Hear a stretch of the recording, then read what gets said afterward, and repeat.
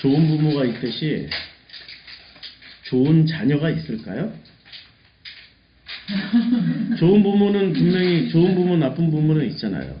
아직 모르죠. 예. 자녀가 되겠죠. 좋은 자녀가 좋은 자녀, 나쁜 자녀. 좋은 부모처럼. 좋은 부모, 나쁜 부모처럼. 나쁜 부모 있잖아요. 애들 5살짜리 애를 밥도 안 먹이고 빨가벗겨서 목욕탕에다가 넣었다가 애가 저체온 쪽으로 죽어가지고 경찰이 가서 보니까 온몸이 시퍼렇게 멍들어 있고, 얘는 태어나서 5살 때까지 이렇게 학대받으면서 살았잖아요. 부모가 좋은 부모는 아니에요, 확실히. 그러니까 부모는 좋은 부모, 안 좋은 부모, 나쁜 부모라고는 또 안 좋은 부모 있듯이 자녀도 좋은 자녀, 안 좋은 자녀 이렇게 나눌 수 있을까요? 자녀는 모르겠죠. 예. 자녀는 엄마들은 그 대답을 잘 못하죠. 네. 예. 아빠들은 명확하게 대답할 수 있어요. 저놈의 나쁜 자식. 우리 자기의 삶을 피우지도 못하고 부모를 위해 희생하며 살아가는 자식이 만약에 있다면 좋은 자녀라고 생각할까요? 안 좋은 자녀라고 생각할까요? 이런 경우는 확실히 구분되잖아요. 자기의 삶을 살지 않고 어렸을 때부터 부모를 위해서만 사는 거예요. 이러면은 부모가 생각할 때 좋은 자녀일까요? 얘는 좀 이상한 애일까요? 이상하죠. 만약에 부모가 좀 모자라면 내 자식 최고야. 자기만을 위해서. 마마보이 만드는 엄마들 같은 경우는 내 아들 최고야. 뭐 이렇게 하겠지만 정말 진짜 엄마라면 그렇게 생각을 안 하죠. 얘 이상하네. 왜 이러지? 그렇게 생각하겠죠. 그런 오직 부모만 위해서 어린 시절, 얘가 4살, 5살, 6살, 7살, 8살, 9살, 10살, 청소년기, 오직 부모만을 위해서 살아간다면은, 진짜 좋은 부모는 마음에 큰 슬픔과 고통과 가득 차게 될 겁니다. 애가 자기 인생을 살아야지. 모든 걸 부모만을 위해서 살려고 한단 말이에요. 이 기독교라는 종교는 자식의 희생을 보고 기뻐하는 아버지라고 말을 해요. 우리가 기독교인이 되는 순간 성인일까요? 아니면 어린아이일까요? 예, 제가 한참 신비주의 사역할 때 이렇게 보면 지금 이거 먹었더니 살이 이게 부드럽게 잘못 씹어가지고 이제 됐다.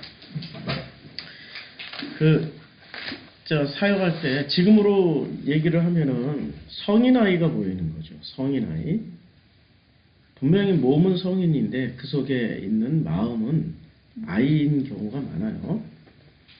근데 그때는 성인 아이라는 표현 대신에 이 속 사람이 크지 못했다. 영이 애기다, 갓난 애기다. 이런 얘기를 많이 한단 말이에요. 했었죠. 우리가 기독교인이 되는 순간, 그리고 회심하는 순간, 예수를 영접하는 순간부터 성인은 없어요. 성장한 크리스찬은 없단 말이에요. 그때부터 시작하는 거지. 그때부터 시작하기 때문에 어린아이로 봐야 되는 거죠. 갓 태어난 애기나 어린아이로 봐야 되는데, 근데 갓 태어난 아이나 어린아이에게 이렇게 말을 하는 거예요. 기독교는. 기독교라는 종교는. 기독교 종교 맞아요. 예, 기독교 종교 맞아요. 지금은 타락한 종교라서 문제가 되는 거지. 어제 PD 수첩 보고 저는 다 알고 있었지만 물론 방송이라 다 나오지 못한, 방송 못한 내용이 더 많아요. 괜히 잘못 고소고발에 휩싸일까봐 팩트, 에비던스, 증거가 분명하지 않는 것은, 확증되지 않는 것은 방송을 해서는 안 되잖아요. 그러니까 확증된 것만 가지고 해도 그 정도예요. 세상보다 더 다르겠죠. 옛날에 갈보리교회 박조준 목사님이 그 갈보리교회가 얼마나 잘 성장하고 있었고 존경받는 한국의 대표 목사였잖아요. 박조준 목사님. 아시죠? 박조준 목사님. 그분이 한 방에 무너진 사건이 무슨 사건인 줄 아세요? 외화 밀반출 때문에 그랬어요. 그때 80년 초에 그때 공항에서 가방 안에서 그 달러가 많이 발견된 거예요. 그래서 법이 정한 것 이상의 달러를 가지고 나간 거예요. 그것 때문에 박조준 목사님이 감옥에 가 실형을 받았고 감옥도 갔고 그것 때문에 주저앉아 버렸어요. 갈보리 교회가 성장하다가 주저앉아 버렸어요. 근데 어제 PD수첩 보니까 교인들이 30명, 성가대원들 60명 나오는데 각자 다 $10,000씩 줘. 그리고 자 이거 한 푼이라도 이거 빼면 안 됩니다. 자 이제 그 나라 도착하면은 전부 다 공항에 도착하는 즉시 다 수거하겠습니다. 수거해서 그 돈을 전부 누구를 줘요? 예, 김상훈 목사님. 그럼 그 돈을 가지고 뭐를 했을까요? 어디다 썼는지 아무도 모르는 거예요. 저는 알죠. 어디다 썼는지. 은행에 준 거 아니야? 아니에요. 그거는 아들의 행적을 보면 알아요. 제가 선교도 했고 또 신학대학이라는 그 기관에서 권력의 핵심에 있었기 때문에 그런 데에 대한 정보를 많이 알고 있습니다. 그래서 기독교는 종교가 됐어요. 그런데 그 기독교가 아버지를 위해 계속 희생하라. 아버지를 위해 희생하는 삶을 살아라. 고 말을 해요. 그거는 아버지 진짜 기독교에서 말하는 그 아버지 하나님이 진짜 아버지 하나님이라면 기뻐 받으실까요? 부담스러워 하실까요? 아니 지금 이제 막 갓 태어난 애기가 아빠를 위해서 열심히 살으겠다고 식음을 전폐하고 기도하고 40일을 기도하고 주야로 기도하고 금식까지 해가면서 그러면 안 되는 거죠. 그렇죠? 우리는 이런 굉장히 상식적인 정도도 생각을 못하고 있었단 말이에요. 기독교가 이제는 상식이 위에 세워져야 돼요. 믿음이란 이름으로 너무 엉터리 같은 것까지 합리화가 되면 안 되는 거죠. 그리고 서로를 희생하라고 그래요. 아니 애기가 어떻게 희생을 해. 애기는 배고프면 밥 달라고 그러는 거고 응가하면은 갈아달라고 또 우는 거고 그러는 거죠. 애기는 희생하는 게 아니라 부모가 희생하는 거죠. 부모가 희생하고 애기 때는 돌봄을 받아야 돼요. 20살 넘어가서 그때 희생하면 돼요. 성인이 된 다음에 희생을 하면은 그럼 박수 쳐줄 일이죠. 근데 20살도 되기 전에 희생해라. 예, 니네 아버지가 무능하니까 너 가서 앵벌이를 해가지고 와라. 구두 닦아서 돈 벌어와라. 구걸해서라도 돈을 벌어와라. 지금 이게 기독교의 모습이라는 거예요.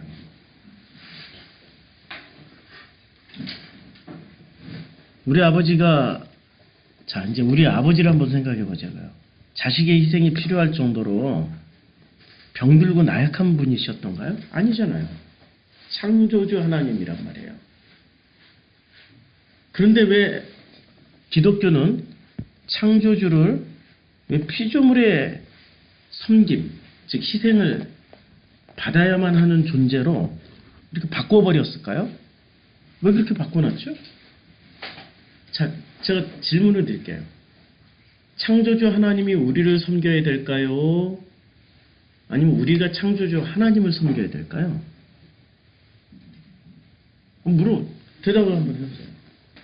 우리 성도님들은 다 잘 아시겠지만, 예? 누가 누구를 섬겨야 되는 거죠? 하나님이 나를 섬겨야 되는 건가요? 내가 하나님을 섬겨야 되는 건가요? 하나님이 나를 섬기는 거예요. 제가 본문은 창세기 3장 했지만 3장 오늘 공부할 거예요. 근데 자 보세요. 마가복음에 보면 누가 누구를 섬기는지가 명확하게 나와요. 마가복음에 자, 또 이르시되 안식일이 사람을 위하여 있는 것이요 사람이 안식일을 위하여 있는 것이 아니다. 자, 그러면 이 말을 안식일을 주일로 바꾸자고요. 주일이 사람을 위해서 존재합니까? 사람이 주일날을 위해서 존재합니까? 그렇죠. 근데 주일날 지금 우리는 주일날 교회를 위해서 존재하나요? 교회가 주일날을 위해서, 아니 사람을 위해서 존재하나요? 주일날 우리가 어디 가요? 교회로 가죠. 사람이 교회를 위해서 존재합니까? 교회가 사람을 위해서 존재해 줘야 됩니까? 지금 이 논리대로라면 교회가 지금 성도들을 위해서 존재해 있어야 돼요. 그리고 성도들을 섬기고 있어야 돼요. 근데 교회가 성도들을 섬깁니까? 성도들이 교회를 섬기고 있습니까? 아니, 지금 여기 명확하게 나와 있단 말이에요. 우리가 지금 뭔가를 잘못 배웠어요. 제대로 못 배우니까 명성상회 같은 그런 회사가 나오는 거예요. 명성상회 같은 회사가 존재하는 거예요. 명성상회 피디수첩 다시 한번 보세요. 어제 보면서 와, 그분들은 교회를 위해서 존재하시는 분이고, 그리고 그 교회의 주인은 사만과 당여와 하나님이에요. 하나, 아들 하나님. 하나님이 삼위일체가 되셔가지고 실제로 하나님 아버지는 없잖아요. 예. 아니, 지금 사람이 교회를 위해서 존재하는 게 아니고요. 교회가 사람을 위해서 존재해야 되는 거죠. 주일이 사람을 위해서 존재하고 안식일이 사람을 위해서 존재하듯이 이 기본 구조가 바뀌어 있으니 그 바뀌어 있는 구조에서 아무리 성경을 해석하고 아무리 그걸 가지고 먹이고 꼴을 먹여주고 양식을 만들어주고 맛있는 요리를 해서 준다고 한들 그 자녀들이 성장하겠냐고요. 성장 못하죠. 그러니까 목회를 해보면 알아요. 목회자들이 딱 10년 목회하면은 목회 그만두고 싶어요. 진심으로 목회하는 사람들. 왜? 안 변하니까 사람들이 안 변해. 그리고 되돌아보면 자기도 안 변해. 나도 안 변하고 너도 안 변하고 아무도 안 변해. 다 변한 척 가면만 쓰고 있는 것뿐이야. 그게 지금 한국교회 현실이란 말이에요. 뭐가 잘못됐죠? 기본 토대가 잘못된 거예요. 기본 토대가 뭐죠? 방향성이란 말이에요. 은혜라는 건 하늘에서 위에서 아래로 내려오는 게 은혜죠. 아래에서 위로 올라가는 게 은혜가 아니란 말입니다. 그렇죠? 그런데 한국교회 성도님들은 위에서 아래로 내려오는 걸 좋아할까요? 아래에서 위로 올라가는 걸 좋아할까요? 한국교회 성도님들이 이렇게 올라가는 걸 좋아할까요? 여기가 하나님이고 여기가 사람이에요. 이렇게 올려보내는 걸 좋아할까요? 하나님에게 내려받는 걸 좋아할까요? 둘 다 좋아하죠, 둘 다. 왜냐하면 드리는 만큼 받겠다라고 생각하니까. 많이 드리면은 많이 받고, 많이 드리면 많이 내려온다고 생각하고, 일단 받는 것부터 하는 게 아니라 뭐부터 해요? 드리는 것부터 열심히 한단 말이에요. 많이 드리면 많이 받을 것이다 라고 생각하잖아요. 그렇게 교육을 받은 거죠. 그렇죠. 그러니까 목사들이 왜 그렇게 가르쳤을까요? 뭔가를 바꿨어요. 지금 성경의 내용을 바꿔버린 거예요. 그래서 자 보세요. 또 이르시되 안식일이 사람을 위하여 있는 것이 아니고, 사람을 위하여 있는 것이고, 안식일이 사람을 위하여 있는 것이고, 사람이 안식일을 위하여 있는 것이 아니다. 이러므로 인자는 누구예요? 안식일에도 주인이다. 그러니까 예수는 섬기겠다는 말씀이에요? 아니면 섬김 받으러 왔다는 말씀이에요? 섬기겠다는 말씀이죠. 그런데 인간은 끝까지 어떤 짓을 하냐면은, 자, 사복음서 안에서 영광, 이런 단어를 찾아보면요. 영광이라는 단어가 어떻게 쓰여졌는지를 보면은, 우리가 분명히 알 수 있습니다. 특히 요한복음을 보면요. 자, 요한복음에 보면 예수께서 이제 영광을 이렇게 소개를 하고 있습니다. 말씀이 육신이 되어 우리 가운데 거하심에 우리가 무엇을 봐요? 네. 그러니까 말씀이 육신이 돼서 우리 가운데 거해요. 그러면 그 말씀이 육신이 돼서 거하는 그분을 통해서 누구를 봐요? 그의 영광을 봐요. 그 영광이 이렇게 위로부터 아래로 내려온다는 소리예요. 그렇죠? 영광이. 제가 전에 한번 요한복음 설교할 때 했었는데, 자, 나는 예수가 말씀하세요. 사람에게 영광을 취하지 아니하노라. 보이시죠? 예. 그러니까 사람이 드리고 바치고 섬기는 영광을 받겠다는 얘기예요? 안 받겠다는 얘기예요? 안 받겠다는 얘기예요. 그런데 교회는 끊임없이 뭘 해요? 하나님께 영광을 돌려요. 영광 돌린다는 이름 아래, 와, 어제 명성상회를 보니까요. 남선교회, 여선교회에 속해 있으면 20만 원에서 50만 원은 무조건 한 달에 회비를 내야 되더라고요. 아, 우리도 그런 시스템을 좀 도입했으면 좋겠어요. 근데 우리는 그게 아니란 말이에요. 우리 교회에 오시는 분들은 전 기본적으로 애기로 봐요. 애기, 아가. 이제 기어다니는 아가도 있고, 이제 겨우 걸어다니는 아가도 있고, 어떤 아가는 한 5살쯤 떼가지고 옆에 동네 때리면서 다니는 아가도 있고, 옆에 애기들. 아가로 봐요. 왜냐면, 이제까지 기독교라는 종교 안에서, 기형아로, 잘못 성장한, 잘못 배운, 그러니까 잘못된 양식을 먹고, 어디가 좀 기형이 돼서 오신 분들이에요. 그거 교정하는데 일단 애기라 할지라도 팔다리가 이렇게 팔이 머리에 붙어 있고 그리고 다리가 옆구리에 붙어 있으면 안 된단 말이에요.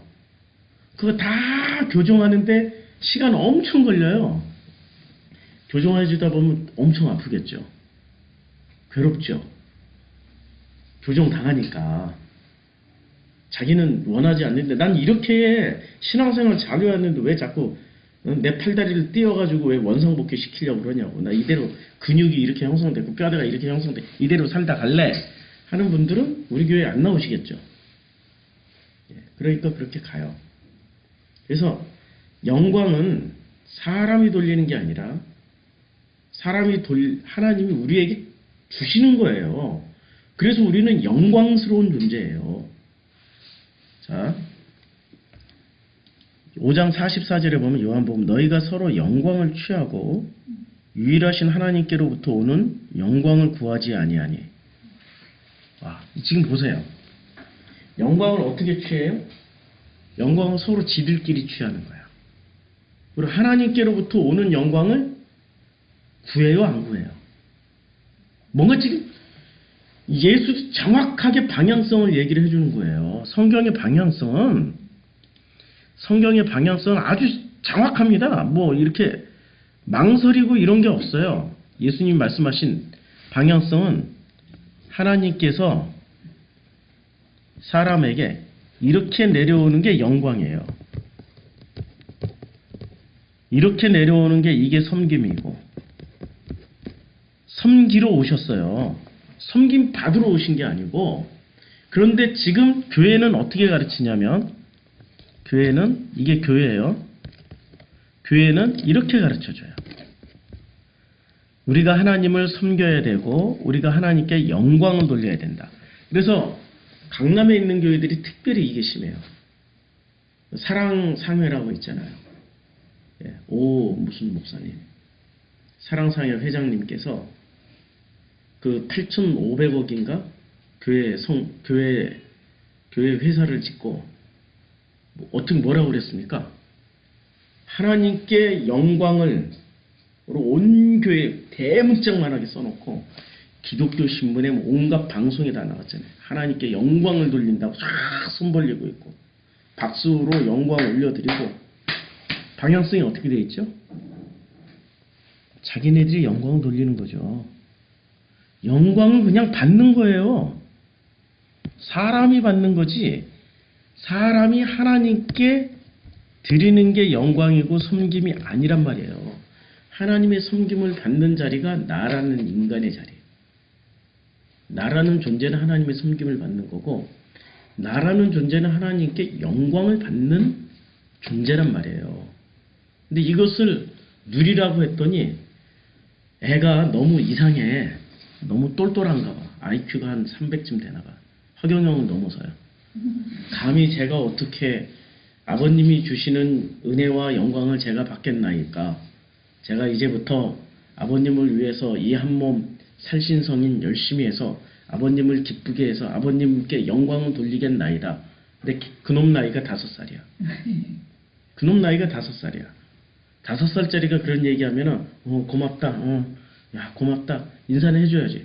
고맙다. 그러나 지금은 너는 밥 잘 먹고 열심히 뛰어놀고 열심히 해서 성장을 해야 돼. 그리고 네가 독립할 나이쯤 돼서 독립을 하고 난 다음에 그리고 네가 결혼해서 그 다음에 나한테 그때 영광 돌리고 그때 나를 섬긴다 그러면 그러면 내가 박수 쳐줄게. 근데 지금은 이놈아 학교 다녀야지.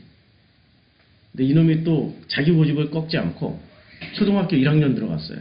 아버지 생일에 영광 돌리기 위해서 저는 이제부터 신문을 돌리겠습니다. 구두 닦기를 하겠습니다. 돈을 모아서 아버지가 그토록 원하시는 노트북을 사드리겠습니다. 그러면 그 아버지가 감동을 받을까요? 아니 감동받는 아버지는 이상한 거야. 그때는 노골적으로 이런 하라는 공부를 안 하고 이 자식 무슨 똑바로 해 새끼야 뭐 이러겠죠. 좋은 아버지는 이렇게 한단 말이에요. 근데 이상한 아버지는 그래 그리고 가능성을 봤어. 그리고 양자를 수도 없이 드려. 그래가지고 7살 8살 때부터 벌써 그냥 구두통 메고 성냥 뭐 다 성냥팔이 시키고 신문 배달시키고 뭐 껌팔이 시켜가지고 호의호식하면서 살아. 그걸 뭐라 그러죠? 앵벌이 두목이라고 그러죠? 앵벌이 두목이 되는 거예요. 이제까지 대한민국의 교주들이 전부 그 짓을 했단 말이에요. 문선명이 통일교 신자들에게 전부 다 껌팔이 시키고 60년대 70년대 껌팔이 신문팔이 장사시켜가지고 그 돈을 모아서 자기 미국에서 엄청 잘 살고 있잖아요. 박태선이는 시온간장, 시온담요 만들고서 앵벌이 시켰잖아요. 이재록이나 지금 이 모든 이 교주들을 보세요. 다 사업에 엄청난 사업을 하고 있어요. 앵벌이 다 시킨다니까요. 그건 되게 이상한 교주죠. 아니 이상한 아버지죠. 자녀들은 부모의 섬김을 받아야 되는 거예요. 독립하기 전까지는. 그리고 부모가 주는 모든 은혜를 그냥 받는 영광의 자녀인 거죠. 존재 자체가 영광이에요. 그냥 야 너는 그냥 있기만 해. 그래 네가 있으니까 내가 너무 좋다. 야 행복하다. 이게 부모와 어린 자녀와의 관계란 말이에요. 근데 독립하고 나면 달라지겠죠. 그러겠죠? 근데 독립하기 전까지는 이 관계가 먼저 있어야 되는데 교회는 초신자 때부터 뭐를 시켜요? 주일이 너를 위해서 있고 교회가 너를 위해서 있고 목사님이 너를 위해서 있고 하나님이 너를 위해서 있는 게 아니라 네가 교회를 섬기고 네가 주일 성수를 해야 되고 네가 하나님을 섬겨야 되고 네가 목사님도 섬겨. 이렇게 가르쳐 주죠. 그래야 좋은 기독교인이라고. 뭔가 방향성이 엄청 잘못되어 있어요. 영광에 대해서 또 계속 해볼게요. 자, 그러니까 5장 44절만 보더라도 영광은 누가 취하는 거예요? 서로 자기네들끼리 취하는 것을 영광이라고 말하는 거예요. 그리고 유일하신 하나님께로부터 오는 영광은 구하지 아니에요. 이게 지금 문제가 아주 심각한 거죠. 자, 9장 24절에 보면 이제 9장 24절에 이해가 누구냐면 9장에 맹인이 눈뜬 사건이 생겼어요. 예수님이 이렇게 진흙을 이어가지고 와서 침을 탁 뱉었더니 뭐 이렇게 눈에 발라라 해서 실로암 목가 가서 눈이 이제 나왔어요. 눈을 뜨게 됐어요. 근데 누가 눈 뜨게 해줬느냐 가지고 이 바리새인들과 유대인들이 실랑이를 벌여요. 재판을 벌여요. 근데 이 맹인이 누가 눈을 뜨게 했는지 자기가 눈 감고 있다가 눈 뜨고 나니까 사라졌어, 그분이. 모른다고 얘기를 한 거야. 그랬더니 이 사람을 두 번째 불러서 말을 하는 거예요. 뭐라고 얘기를 해요? 바리새인들이, 유대인들이 너는 하나님께 영광을 돌리라.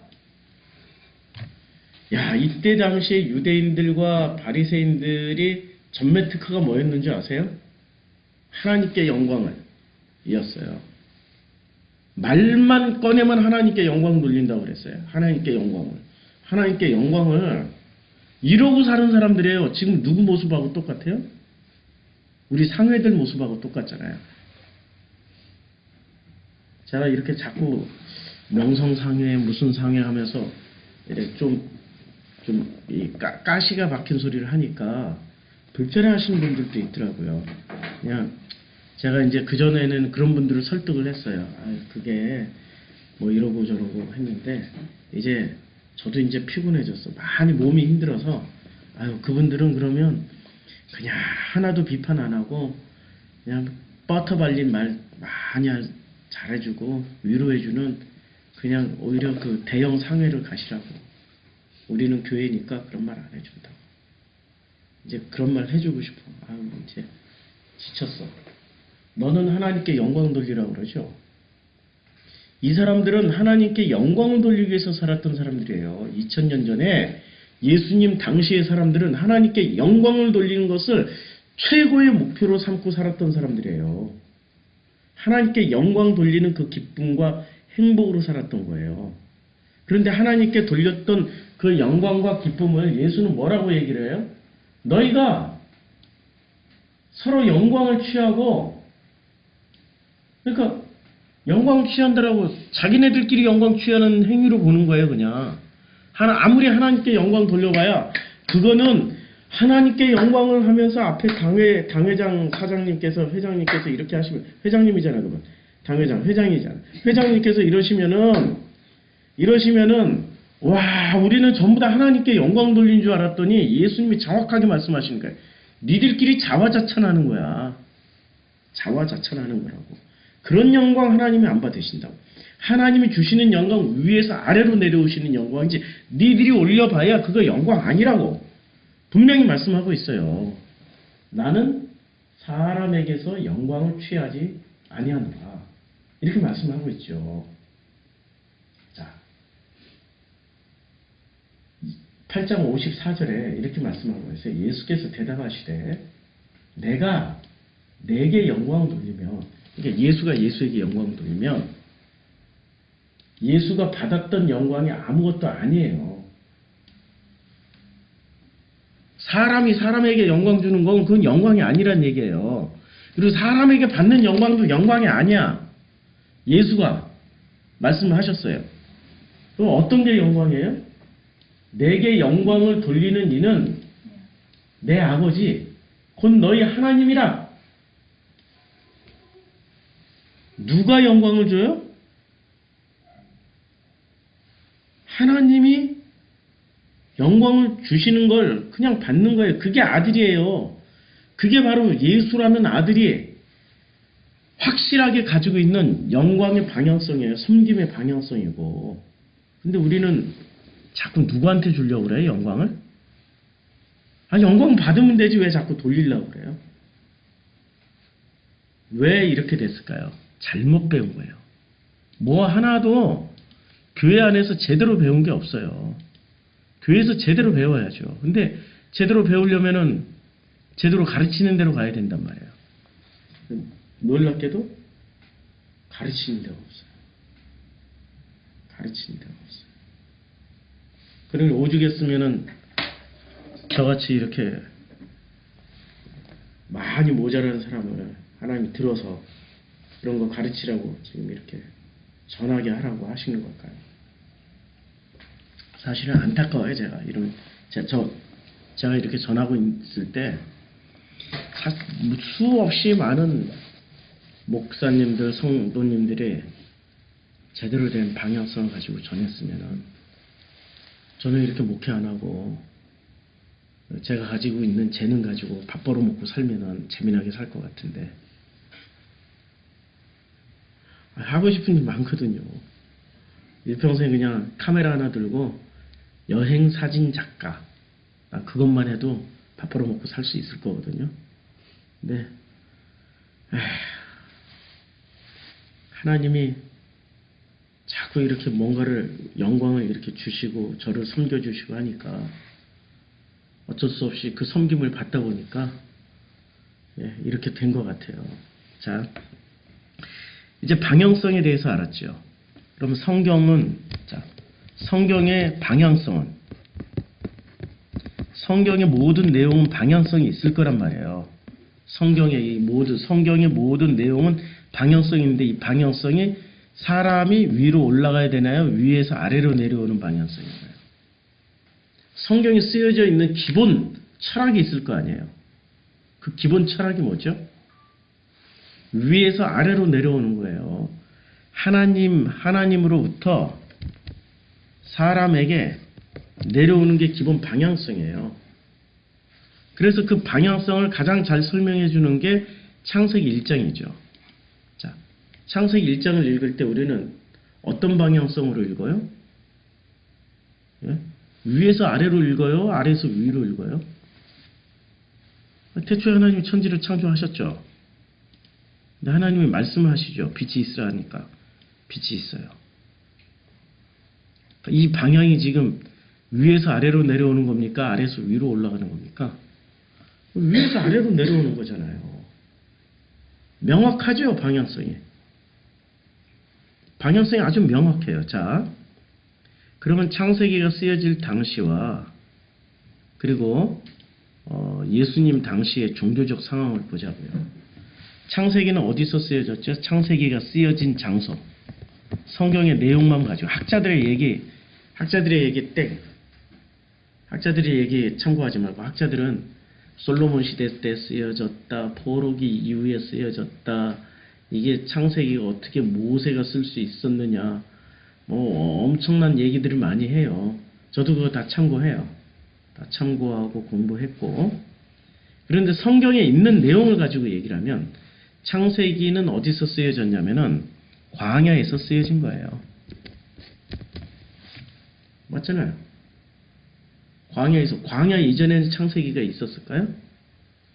출애굽 광야로 나왔을 때 모세 이전과 모세 이후 뭐가 달라졌어요? 모세 이전에는 성경이 있다 없다? 없다.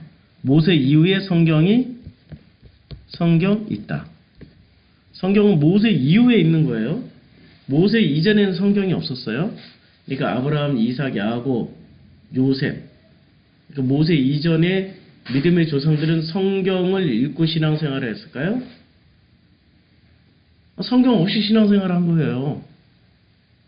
모세 이후부터 성경을 가지고 신앙생활을 했어요? 지금 물어볼게요. 성경을 가지고 신앙생활했던 믿음의 조상들이 신앙이 더 좋았을까요? 성경을 가지고 신앙생활했던 믿음의 후손들이 신앙이 더 좋았을까요?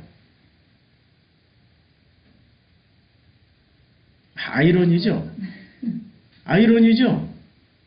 성경 없이 신앙생활했던 믿음의 조상들이 훨씬 더 신앙이 좋았어요. 모세 이후부터 믿음의 조상 아브라함처럼 하나님 마음에 흡족했던 이삭처럼 하나님 마음에 흡족했던 신앙의 후손들이 몇 명이나 되었을까요? 왕의 시대를 한번 보자고요. 사울왕, 다윗왕, 솔로몬 왕부터 시작해서 마지막 시드기야 왕까지 그 중에 하나님 마음에 쏙 들었던 왕은 몇 명이었을까요? 왕만 해도 몇십 명인데 북, 남 다 합쳐서 왕만 해도 몇십 명이었는데 하나님 마음에 들었던 왕은 몇 명이었어요? 퀴즈. 몇 명이었을까요? 주일학교 수준. 하나님이 기뻐했던 당신의 종 왕은 몇 명이었을까요? 예? 3명? 네, 다윗 한 명이에요. 내 종 다윗만은 못하더라. 그리고 다윗만은 좀 못하지만 그래도 다른 떨거지보다 좀 나은 거는 다윗만은 못하더라 이렇게 얘기는 안 했을 뿐이에요. 마음에 다윗만큼 한 그런 종은, 그런 왕은 다윗 한 명밖에 없었어요. 나머지 2명 히스기야는 나중에 또 10년 더 사는 바람에 완전히 꽝 돼버렸고, 요시아는 하나님이 더 타락하기 전에 휙 데려가 버렸고, 끝까지 자기 수명 살면서 일평생 동안 하나님의 마음에 흡족했던 사람은 다윗 한 명이었어요. 그 후대의 왕들을 비교할 때 다윗하고만 비교하잖아. 히스기야하고는 비교 안 하잖아. 요시아하고도 비교를 안 하잖아요. 다윗 한 명이었어요. 성경을 가지고 있었는데, 성경도 있었고 법궤도 있었고 성전도 있었고, 심지어는 성경이 있고 법궤 있고 성전까지 있으면 진짜 잘 믿어야 되잖아요. 자, 이게 성경이 있고 그 다음에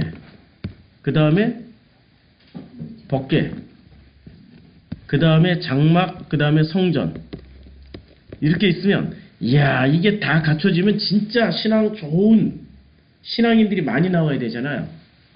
이렇게 다 모이니까 신앙인들이 안 나와. 거꾸로 아예 이거 없고 없을 때에 믿음의 조상들이 제대로 만들어지는 거죠. 무슨 얘기일까요, 이게? 여기 굉장한 어떤 의미가 숨겨져 있어요. 어떤 의미가 담겨져 있을까요? 성경이 있으면 성경만 들여다보고 성경이 옳다 그르다. 사람들의 특징이 어떻게 돼요? 성경이 옳다 그르다, 성경이 맞다 틀리다, 성경을 이렇게 했다 저렇게 해석했다, 이게 이 해석이 옳다 저 해석이 옳다, 그거 가지고 싸우죠. 아니, 자기네 해석 가지고 이 해석이 맞아 저 해석이 맞아 그거 가지고 싸우다가 정작 성경이 말씀하신 아버지를 못 만나요. 성전이 있으면 성전을 이렇게 관리해야 돼, 저렇게 관리해야 돼, 이렇게 예배드려야 돼, 저렇게 예배드려야 돼, 이렇게 성전을 섬겨야 돼, 저렇게 섬겨야 돼 하다가 정작 성전의 주인이신 아버지 하나님에게는 관심이 없어. 보이는 것이 주어지면 보이지 않는 것에는 관심이 없어진단 말이에요. 이게 성경이 아니구나. 이건 책이구나. 이 보이는 게 있으면 보이는 것을 통해서 보이지 않는 것을 봐야 된단 말이에요. 근데 사람들은 보이는 것이 있으면은 보이는 것을 우상화해버려요. 성경을 베고 잔다. 그걸 신방 왔던 목사님 보면은 좋은 마음을 가질까요? 옛날에는 성경이 이거 얼마나 좋아요. 얇아가지고 지금의 휴지가 흔한 시절이지만 70년대만 해도 휴지 없었어요. 신문지 막 그냥 빡빡빡빡 문질러가지고 밑 닦았단 말이에요. 목사님이 신방 갔는데 성경이 요만큼이 없어. 목사님이 좋은 마음 가질까요? 아니, 그 가난한 살림부터 봐줘야 되는데 왜 이거부터 보냐고. 그렇게 가난하고 힘든 살림을 봐줘야 되는데 왜 이거 뜯었냐 안 뜯었냐 가지고 판단하냐고요. 뭔가가 지금 대단히 이상한 거예요. 뭔가가 눈에 보이는 게 있으면 눈에 보이는 게 우선순위 되고, 보이지 않는 하나님의 그것을, 그 소중함을 다 놓쳐버린다니까요. 교회 오면은 교회가 좀 훼손되면 어때? 낙서 좀 안 하면 어때? 애기들이 와가지고 막 벽에다 그림 그리고 그러는 거 아니에요? 그거 했다고 막 그냥 엄마들이 애를 잡어. 아니, 집에서는 막 어지르고 그러는 거 상관없는데 교회 오면 막 교회에서는 이런 데가 아니라 교회는 아니, 교회가 성스러운 데가 아니라 교회는 하나님 만나는 데예요. 그냥 그 이상 이하도 아니란 말이에요. 그런데 교회를 자꾸 뭐를 해요? 신성시해요. 본질을 놓치고 껍데기를 잡아요. 그게 지금 우리들의 모습이란 말이에요. 그게 하나님의 섬김을 받는 게 아니라 우리가 섬기려고 하다 보니까 자꾸 뭔가를 높이고 우상시한단 말이에요. 성경이 얼마나 높아져 있어요. 아니 성경에 있는 내용이 높아져야지 왜 성경 자체가 높아지냐고요. 그렇죠? 30억을 버신 분이 있어요. 성경 팔아가지고 흠정역 해가지고 공식 팔은 것만 법정에 나가서 그분이 또 뭐 고소고발 당해가지고 법정에 나와서 법정 자료 제출한 걸 보니까 그거 팔아가지고 30억이야. 나머지 뭐 이렇게 땡기고 뭐하고 다 합치면은 몰라 그 돈은. 그냥 법정으로 그냥 이 영수증 끊어준 것만 30억이야. 이건 팔아먹는 책이죠. 그렇죠? 근데 어떻게 팔아먹었어요 그분이? 우리말이 참 놀라운 말이에요. 그냥 성경 하면은 자 성경이 더 높아 보일까요? 흠정역이 더 높아 보일까? 어느 게 더 높아 보여요? 예? 아니 어느 게 더 거룩해 보여요? 예, 흠정역. 우와, 뭔가 막 있어 보이잖아요. 성경은 너무 많이 들으니까 성경도 성경이고 무슨 뭐 이 경전이 거룩한 경전이가 흠정하니까 훨씬 더 잔뜩 높여놔가지고 사람들이 한국교회 성도들이 엄청 이러다 보니까 목사들이 어떤 일이 벌어지냐면 뭔가를 자꾸 우상시하는데 뛰어나요. 제가 며칠 전에 어느 목사님 댁에 가가지고 이렇게 커피를 한 잔 얻어먹고 왔어요. 커피를 한 잔 얻어먹고 왔는데 와 제가 저 동네에 있는 여기서 멀지 않아요. 시흥 별로 안 멀어요. 와 목사님이 젊은 시절을 부모님을 잘 만나가지고 청담동에 수영장 있는 집에서 살았대요. 어린 시절 젊은 시절까지. 그리고 또 뭐 그런 데서 살았으니까 또 직장도 이렇게 아주 그냥 정말 월급 많이 주는 거기서 50살까지 잘 근무하시다가 뭐 무슨 일이 있어서 이제 신학하시고 목회를 하시는데 이분이 또 나름 또 전문직이 하나 있었어요. 그분이 푸드 칼럼니스트를 하려고 그랬대요. 음식에 대해. 저는 태어나서 처음으로 평양냉면이라는 걸 먹어봤어요. 가까운데 우리 남한 땅에서 평양냉면 5대 문파 중에 최고봉이 하나 있다고 그분을 통해서 배운 거예요. 먹었더니 맛이 어떻게 냉면 국물 맛이 맑은 맛이에요. 어떻게 이렇게 맑은 맛이 나오지? 신기해. 맑은 맛인데 이 남한 땅에서 먹지 못하는 그 독특한 맛이 있어요. 그분이 쭉 설명을 해. 처음에는 신던 양말 꼭 짜놓은 맛처럼 날 거라고. 근데 이게 한 10번쯤 먹어보면은 그 맛을 알게 되면 그 다음부터 중독이 된다고. 저는 처음 먹고 중독됐어요. 저는 예민하잖아요.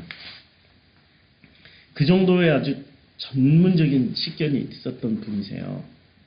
그리고 그 길로 안 가시고 목회로 오셔서 처음 2년 동안은 개척교회 고생 엄청 많이 하시고 집도 없어서 자녀들은 전부 다 그 아내와 자녀들은 뭐 처갓집인가 막 깨고 자기는 교회당 2년 동안은 불도 없는 그 추운 겨울에 그렇게 그때 몸 다 상했다고 말씀하시는데 그럼 끝까지 그렇게 좀 살으시지.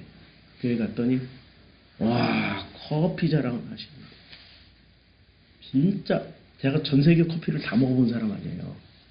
에티오피아에서는 한 달 내내 에티오피아 커피를 하루에 6잔에서 10잔을 먹었어요. 집집마다 커피 내주니까. 와 에스프레소 잔 요만한 잔에다 나오는데 그 진하기는 그거를 보통 에스프레소 잔 하나 받으면은 이걸 1시간에서 2시간을 마셔야 되는 거예요. 조금 넣고 입안에서 계속 돌리면서 향을. 내 성격이 급하잖아요. 딱 잡아 휙. 요만한 잔 휙 이렇게 마시는. 한국 사람들이 이렇게 마셔야지 원샷을 해야. 그러다 보니까 알게 모르게 전 세계 커피를 다 마셔본 거예요. 이제 제 경력을 하니까 물어보면 커피 교회 내에 교회가 2층인데 상가 4층 5층인데 커피를 당신이 딱 내려줬어요. 목사님들하고 다 같이 갔는데 커피를 쫙 내려줘서 딱 먹는데 이야 커피 안에 커피가 신맛, 단맛, 과일맛, 구수한 맛이 동시에 그리고 이게 한 바퀴 싹 돌아서 그분이 설명해 준 대로 먹었어요. 처음에 딱 넣고 돌리래 이렇게 몇 바퀴 돌렸더니 이 안에서 다 침이 나오는데 그 커피와 섞이면서 단침이 쫙 나오는 거예요. 그대로 설명을 해줬더니 진짜 그분이 그냥 제대로 된 이 독자를 만난 거예요. 저도 들고 왔어요. 그냥 커피를 어디 안 놔두고 다른 분들은 다 놓고 왔는데 들고 와서 우리 아내랑 또 같이 나눠 먹었어요. 한 컵을. 다른 얘기가 아니고요. 그 교회 그렇게 고생하셔서 일군 그 교회가 이제 이분이 그 커피 프랜차이즈가 뭐 그런 그 정도면은 커피 프랜차이즈를 낼 수 있다.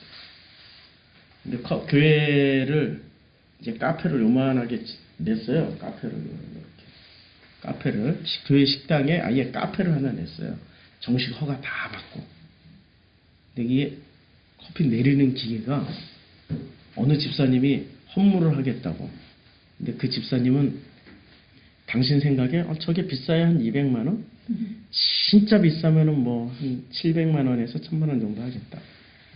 하고 당신이 헌물하겠다고 이렇게 했나 봐요. 이 목사님은 꿈이 있으셔가지고.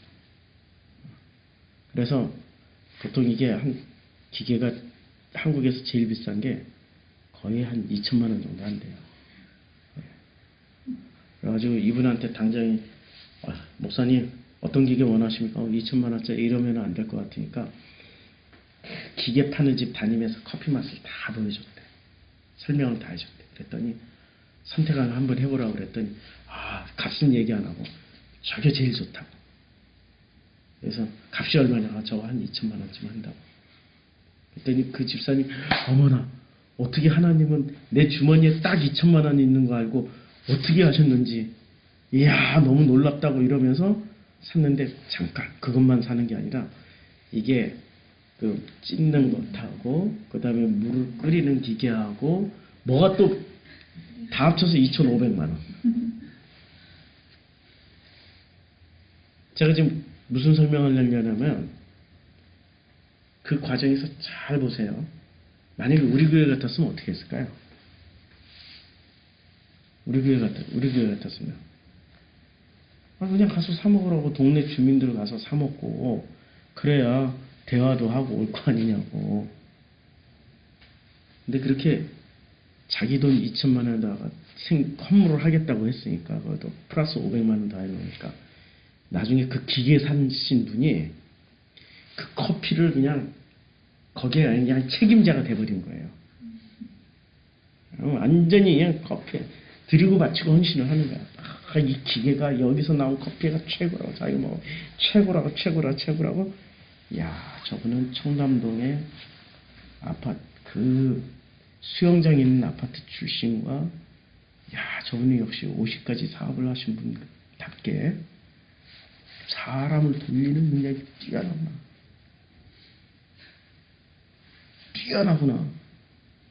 결국에는 기계 한 대 사놓고 완전 헌신하게 만들어버려요. 저는 그렇게 들리더라고요. 그 얘기를 쭉 듣는데 이 정도를 제가 알아들을 수 있으면 저도 할 수 있다는 얘기죠. 아니 그런 걸 알아들을 수 있는 그렇게 해석을 할 수 있는 사람은 그렇게 할 수 있는 능력이 있다는 거 아니겠어요? 방향성을 아니까 못하겠더라고요. 그거는 성전 노예를 만들어 놓는 거죠. 예수님 당시까지만 해도 뭐가 있었냐면, 예수님 당시까지만 해도 구약 성경에는 확실하게 나와요. 열왕기상 하에는 확실하게 나와요. 성전에서 숭배하던 것 중에 하나가 뭐였는 줄 아세요? 이스라엘 백성들이 왜 안 나와 갑자기? 성전에서 숭배하던 게 뭐였냐면 느후야단이라고 나와요. 느후야단이 뱀이에요. 이거 숭배하고 있었어요. 그리고 성전에는 성전 창녀들이 있었습니다. 원래 예루살렘 성전에는 없었어요. 바알 신전에 있었고 아세라 신전에 있었고, 바알 신전에는 와서 농사 지을 때 남자들이 와서 농사의 신이잖아요. 남자들이 와서 씨를 뿌리면은 그 씨를 많이 뿌릴수록 풍년이 든다고 해서 바알 숭배자들은 바알 신전에서 아예 그것을 공식화했어요. 그리고 여자들은 거기에 성전에 있으면서 그 성전에 창녀로 있으면서 지내는 기간이 가장 영광스럽다라고들 그렇게 교육을 받아요. 성전은 누구를 만드냐면 노예를 만드는 시스템이에요. 성전은 무엇을 통해서? 이런 온갖 우상들을 통해서. 이걸 끊어주는 게 누가 하셨던 일이에요? 예수가. 그래서 요한복음 2장부터 성전 척결 사건 시작해요. 성전을 부셔버려요. 잘 보시라고요. 지금 성경이 없었을 때는 신앙생활이 더 좋았어요. 그렇죠? 그리고 성경이 있고 법궤가 있고 성전이 생기고 나서부터는 신앙이 이렇게 돼요. 성전에 모여서 무슨 짓을 했어요? 하나님의 영광을 받는 존재로 교육받는 게 아니라 지들끼리 성전에 모여서 하나님께 영광을 돌려. 무엇을 통해서? 성전을 통해서 돌리겠다 그래요. 그럼 성경을 통해서 우리가 하나님께 영광을 돌려야 되니까 영광을 받는 거예요. 영광을 받아야 되는 거예요. 우리는 영광을 받아야 되는 존재지 영광을 돌리는 존재가 아니란 말이에요. 그런데 지금 이 방향이 완전히 바뀌어버린 거예요. 그래서 제일 먼저 사라진 게 뭡니까? 성경, 법전, 성전 중에 제일 먼저 사라진 게 법궤. 법궤가 제일 먼저 언제 사라졌는지 모르게 사라져버렸어. 언제 스리슬쩍 사라져버렸어요. 이 법궤가 놀랍게. 와, 이게 반드시 있어야 성전이 되는 거 아니에요? 스리슬쩍 사라졌어요? 그 다음에 뭐가 사라졌어요? 성전 사라졌잖아요. 로마가 와서 최종적으로 성전 바벨론에 의해서 허물어졌다가 스룹바벨에 의해서 세워졌다가 그 다음에 헤롯에 의해서 그리스군에 의해서 짓밟혔다가 다시 헤롯에 의해서 세워진 그 성전이 로마군에 의해서 짓밟힌 이후로 2000년 동안 성전이 없었어요. 그런데 이게 없어지니까 뭐가 생겨났어요? 기독교라는 게 생겨났단 말이에요. 그렇죠? 그럼 이제 뭐만 남은 거예요? 성경만 남았죠. 그럼 성경은 없어져야 되나요? 이게 존재해야 되는 건가요? 네? 존재해야죠. 이거 없으면 안 되죠. 이걸 통해서 하나님을 우리가 알아갈 수 있으니까. 주신 거니까. 그래서 이것을 특별계시라고 그러는 거죠. 그런데 특별계시를 살아갔던 사람들의 신앙이 더 좋았을까요? 일반계시, 성경 없이 온갖 자연을 통해서 하나님을 만났던 사람들이 신앙이 더 좋았나요? 아이러니하게 일반계시야. 바울이 얘기했잖아요. 온 만물 가운데 알만한 것을, 하나님을 알만한 것을 다 두었으니까 하나님을 찾아가게. 그럼 우리가 성경을 읽는 목적이 뭐죠? 이걸 통해서 온 우주에 가득한 그분을 만나면 돼요. 그 아버지를 만나면 돼요. 그렇게 읽으면 오케이. 그런데 그렇게 읽나요? 우리가 성경은? 그렇게 안 읽죠. 어떻게 읽어요? 교리 안에서만. 교리 안에서. 특히 신학 공부하시는 분들은 우리 우리 교회는 목사님들 진짜 많이 오세요. 많이 들어오세요. 근데 목사님들 중에 끝까지 나오시는 분들이 별로 없으세요. 뭐를 취하려고 하냐면 지식을 취하려고 오기 때문에. 근데 지식을 저는 안 전해드려요. 계속 결론을 안 주고 계속 뭐 이런 얘기했다 저런 얘기했다 이 얘기했다 저 얘기했다 따라오기 힘들 거예요. 막 이 얘기했다 저 처음 듣는 분들 이 얘기했다 저 얘기했다 했는데 왜 그러냐 결론을 주면은 이 결론 이게 답이 될 수도 있고 이것이 어떤 확신이라는 확증을 줄 수도 있고 그런데 이것이 결국에는 성경을 꽉 짜면 지난번에 그래서 커피 마실 때 목사님들이 6분이 모여서 얘기를 하는데 또 물어보더라고요. 성경을 꽉 짜면 딱 성경을 꽉 쥐어짜면은 딱 단어 하나가 떨어진대. 그게 뭘까요? 이렇게 서로들 얘기해. 뭔 것 같아요? 예? 뭐가 나와요? 사랑. 예. 서로 다 다르겠죠? 각자가 받은 게 있으니까. 자, 그 사랑 안에 성경을 담으려고 한번 해보세요. 자기가 받은 게 있다는 말이에요. 믿음, 사랑, 무슨 은혜 뭐 다 있을 거란 말이에요. 사랑이라는 것 안에 성경을 담으면 자, 꽉 찼더니 요거 하나 나왔어. 이게 여기서 요게 나왔어. 근데 이것에 거꾸로 검증도 해야 되죠. 요것에 요게 다 들어가면은 맞아. 검증이 되는 거예요. 근데 요 안에 이게 다 안 들어가면 그거는 검증에 실패한 거죠. 답이 아니죠. 그렇죠. 사랑이라는 것 안에는 성경이 담길 수 있어요. 여기 사랑의 씨앗 안에. 그런데 교리라는 그릇 안에는 짜냈더니 교리가 나왔어. 근데 교리에다가 이것을 다시 집어넣으려고 보니까 담겨요, 안 담겨요? 그건 절대 안 담겨요. 이거 훨씬 분량이 많거든. 교리는 극히 일부만 뽑아낸 거거든. 그런데 우리가 성경을 어떻게 읽어요? 그냥 성경 자체를 읽어요? 아니면 교리를 통해서 읽어요? 우린 주일학교 때부터 주일학교 공과책에 나와 있는 게 그냥 순수하게 성경을 소개하는 내용 한 개도 없는 거 아시죠? 그것도 다 교리 안에서 만들어진 책들이에요. 다 교리를 통해서 배우지 교리에는 뭐가 담겨 있어요? 아까 방향성이 잘못된 거라니까요. 교리가 왜 우리가 하나님을 섬기는 게 아니라 하나님 우리를 섬기는 것이라고 성경은 분명히 이렇게 얘기하고 있는데 왜 우리는 그렇게 잘못 배웠을까요? 내가 하나님을 섬기고 하나님께 영광 돌려야 되고 하나님을 위해서 내가 희생해야 되고 하나님을 위해서 이 한 목숨을 바친다고 하나님이 우리를 위해서 한 목숨 바치신 거예요. 그게 예수 이야기고 그런데 왜 우리가 자꾸 하나님께 목숨을 드린다, 목숨을 바친다, 자꾸 희생한다, 드린다, 영광 돌린다. 제가 목회 안 할 때, 저 목회를 한 몇 년 동안 안 했거든요. 세상살이 했어요. 그러다 아프리카 선교사 갔는데, 이야, 그 몇 년 목회를 안 하니까 내 속에서 싸워요.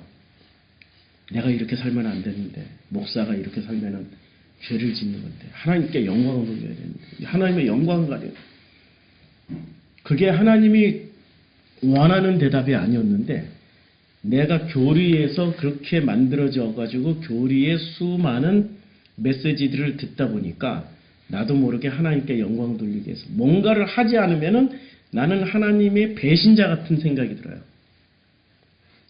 그때 제가 너무 괴로워서 맥주 마시고 노래방 갔어요. 친구랑 목사하던 친구랑 둘이 이제 목사 안 하고 친구랑 노래방 가서 막 둘이서 노래 부르고 있는데 이 세상에 노래 부르고 있는 그 순간에 하나님이 말씀하시는 거예요. 내면의 음성으로.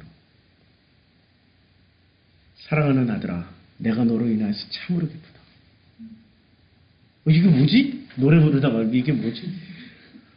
아이, 술 마실 때마다 주님이 내가 너를 사랑한다고 그러고, 노래방 가서 노래 부르면은 내가 너를 사랑한다고 그러고, 뭐 진짜 어디서 뭘 하려면 자꾸 사랑한다고 그래. 이게 뭐지? 그게 뭘까요? 위에서 아래로 내려오는 거란 말이에요. 그래서 그때 이게 뒤집어지기 시작하면서 이렇게 이제 이런 성서를 이렇게 전하는 거죠. 우리에게 가장 중요한 거는 방향성이에요.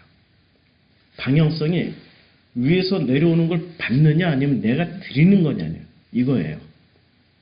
방향성이 잘못됐으면 내려놔 버리세요. 우리 교회는 그런 거 강요 안 해요. 우리 교회 뭔가 열심히 하려고 그러면 하지 말라고 그래. 하지 말라고 그래. 진짜 순수한 마음으로, 기쁜 마음으로 그냥 목사님 이제 그만하시고 목사님 이제는 좋은 옷도 사 입으셔야 되고 뭐 좋은 것도 좀 쓰셔야 되고 이렇게 막 자꾸 사드리려고 그래. 내가 부담스러워. 난 이미 하나님께 괜찮다고. 우리 교회는 좀 쉬시라고. 그리고 가만히 있으면서 방향성을 좀, 제 의도는 그거예요. 방향성을 좀 생각해보라고. 목사가 성도를 섬기는 거지 성도가 목사를 섬기는 거 아니란 말이에요. 명성상회 같은 데는 성도가 목사를 섬겨야 800억 중에 뭔가 떨어질 게 있을 거 아니에요. 그 1600억 부동산 중에 뭐 하나 관리를 하면서 떨어지는 게 있을 거 아니에요. 관리집사 하나 세워놓으면은 와, 집 거기에 그냥 자기 집 전세 내놓고 월세 내놓고 거기로 들어가서 아유 살면 되는 거 아니에요. 그냥 그냥 돈 월급 하나도 안 받아도 돼. 자기 강남에 있는 잠실에 있는 그 아파트 월세만 받아도 뚝뚝 떨어지는 게 있단 말이에요. 그런 거 말하고 우린 바랄 게 서로 아무것도 없단 말이에요. 방향성을 생각하면은 방향성이 고대에 이제 예수님 당시에나 아니면은 성경이 쓰여질 당시에 한번 보자고요. 이제 광야에서 성경이 쓰여졌어요. 광야에서. 그럼 광야에서 성경이 쓰여질 때 가나안, 여기는 가나안이고 가나안. 그다음에 여기는 애굽이에요. 이집트란 말이에요. 이집트와 가나안의 종교는 유일신교였을까요? 다신교였을까요? 다신교였죠. 다신교의 특징이 뭔지 아세요? 지들끼리 영광 돌리는 거예요. 야, 네가 신이다, 너도 신이다. 야, 뭔가 똑똑하고 잘나면은 야, 간의 신이야 네가. 와, 네가 아덴의 여신이야. 와, 네가 바알처럼 훌륭하구나. 와, 네가 아세라처럼 훌륭한. 야, 정말 예쁘다. 너 아세라 여신 해라. 야, 뭐 이러고 사람을 신으로 만드는 거예요. 그래서 사람을 신으로 만드는 지금 종교가 있죠. 무슨 종교? 사람을 신으로 만드는 종교. 무슨 종교가 있어요? 아니, 티벳에 꾸마리, 네팔에 꾸마리 있잖아요. 꾸마리. 살아있는 사람을 신으로 만들어요. 꾸마리. 자, 이게 꾸마리에 관련 이미지예요.